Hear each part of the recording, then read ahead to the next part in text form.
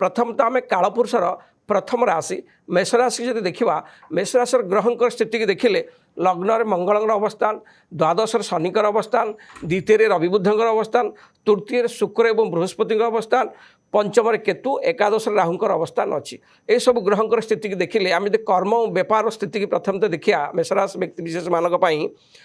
एक सप्ताह आपण कर्माधिपति शनि द्वादश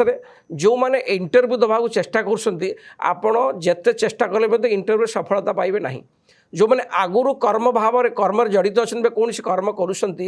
आप विदेश कंपानी सहित कर्म कर विदेश रही चाकरी कर अति शुभफल पाइबे जो व्यक्ति मैंने विदेश कंपानी जीवाई भिसा रेडी कर सप्ताह शुभफल पाइबे भिसा पासपोर्ट आप सफलता लाभ करेंगे विदेश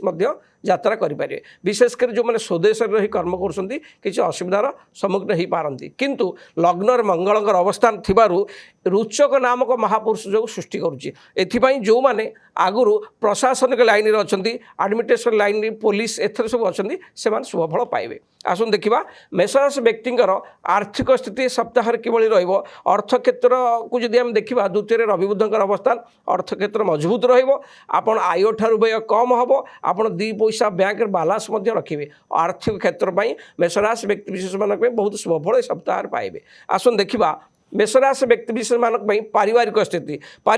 देखिले पारिवारिक स्थिति बहुत भल रहिबार समस्त